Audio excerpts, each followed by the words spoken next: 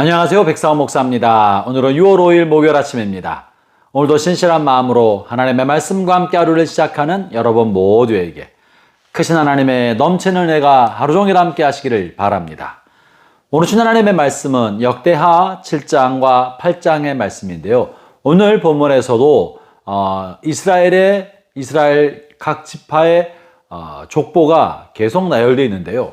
오늘 본문 족보에는 좀 특이한 사항, 눈을 끌 만한 한 지파죠. 언급되어 있는데 본문 7장 13절의 말씀인데요. 제가 한번 읽어보죠. 납달리의 아들들은 여시엘과 구니와 예셀과 살루미니, 이는 빌하의 손자였더라. 다른 이스라엘 12지파에 관련되어서는 적어도 석절, 넉절, 5절, 16절 혹은 10절 이상 길게 그들의 자손에 관한 언급이 쭉 이어져 내려오는데 납달리 자손에 관련되어서는 납달리의 아들들 4사람에 관련된 이야기밖에는 나오지 않습니다. 더 이상은 이들이 누구를 낳고 어떻게 살아갔는지 어떠한 언급도 없다는 거죠. 이 글은, 이 족보는 유대인들이 바벨론 포로기를 마치고 돌아온 다음에 바벨론 포로기 이후에 쓰여진 책입니다. 이 말은 무엇인고 하니 이스라엘 백성 중에 납달리 지파 사람들은 바벨론 포로기 이후에 돌아온 사람들이 거의 없거나 그때까지 생존하지 못했거나 혹은 이러저런 이유로 자신의 정체성을 잃어버리고 타민족에게 속해버렸거나 흩어져 버렸다는 것을 말하고 있는 겁니다. 납달리 자손이 그의 조상으로부터 불과 짧은 세대 관련되어서만 기억에 남아있고 나머지 사람들은 어디서 살았는지 이방인과 섞여버렸던지 혹은 그 자취를 잃어버리게 되었고 또 이주해서 사라졌던지 흔적이 없이 잃어버렸기 때문에 이렇게 4명이라는 언급밖에는 실려있지 않다는 것이죠. 형제자매 여러분, 이것은 우리에게 매우 중요한 것을 보여줍니다. 이들은 이스라엘 12지파 중에 한 지파였었고 축복받는 사람이었으며 하나님의 은혜의 자손이고 여호와의 백성들이었습니다. 구별된 사람들이었습니다. 하나님은 이들을 통하여 온 열방을 구원하고자 하는 하나님의 놀라운 계획을 세우셨습니다. 그런데 납달리 지파는 이 땅에서 살아가는 동안에 이러저런 이유 때문에 하나님을 경외하고 자신을 향한 정체성, 아브라함의 자손으로서 열방을 구원할 정체성을 망각하고 이방인과 혼음하고 이방인과 섞여 살면서 이방인처럼 변해가다가 마침내 자신의 민족성을 잃어버리고 이방인화 되어버린 사람들, 돌이켜 회개해도 돌아갈 곳이 없을 만큼 혼음돼 버린 사람들, 그래서 정체성 자체가 소멸되어 버렸다고 밖에는 해석되지 않는 것입니다. 형제자매 여러분, 하나님 우리를 부르셔서 하나님의 거룩한 백성 삼아 주셨습니다. 그리고 우리를 통해 열방을 구원하려는 하나님의 놀라운 계획을 가지고 계십니다. 그래서 우리를 세계 열방에 흩트기도 하시고 일터에 보내기도 하시고 삶의 여러 자리로 우리를 보내십니다. 우리가 하나님의 공동체 안에만 살아가지 않고 세상 사람들과 어울려서 함께 살아가도록 보내신 것입니다.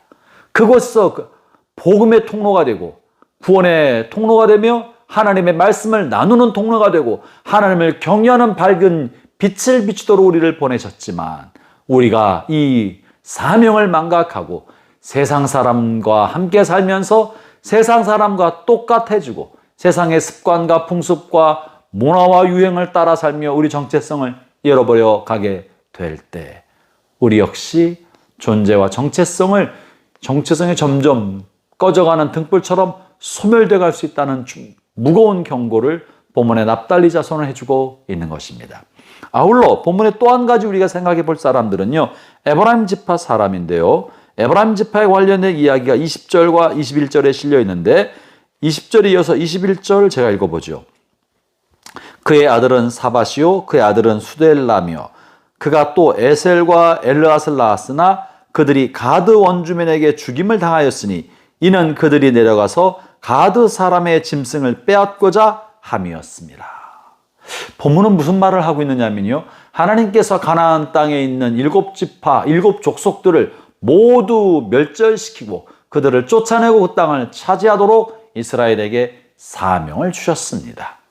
그런데 이 에브라임 지파의 한 자손은 하나님께서 맡기신 정복 사명, 그들의 악을 심판하여 그들을 쫓아내고 진멸시키고 그곳에 하나님의 나라를 건설할 사명을 망각하고 사명을 따르지 않고 다만 그들이 가지고 있는 짐승과 곡식을 탐내고 그것을 욕심부려서 짐승을 약탈하다가 죽임을 당하였던 것입니다.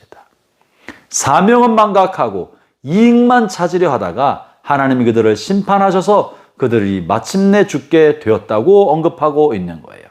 사실 이 이야기는 이렇게 정말 에피소드 같은 일이기 때문에 족보에 남길 만한 일이 아님에도 불구하고 성경은 이 같은 사실을 기록으로 남기게 해서 에브라임 지파가 오고 오는 세대에 부끄러움을 느끼게 만들어 주었던 것입니다. 사명은 그 땅을 차지하는 것인데 땅을 차지하여 하나님의 나라를 세우고자 하는 거룩한 사명을 망각하고 그저 자신들의 이익을 위하여 먹을 것을 위하여 욕심을 위하여 탐내어서 약탈하다가 죽임을 당한 겁니다.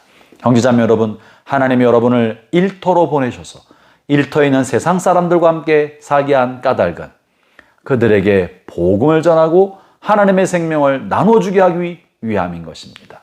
하나님이 여러분이 세상 사람들과 함께 어울려 살게 만든 것은 그들과 함께 즐겁게 쾌락을 누리고 세속적 삶을 살려고 한 것이 아니고 그들과 그저 세상의 정치 이야기와 세상 돌아가는 수다를 떨게 하려 함이 아니라 그들에게 하나님의 말씀을 전하고 복음을 전하고 예수 그리스도의 사랑과 구원의 길을 전하고 죄를 회개하고 하나님께 돌아오라는 하나님의 말씀을 전하도록 여러분의 세상에 보내신 것입니다.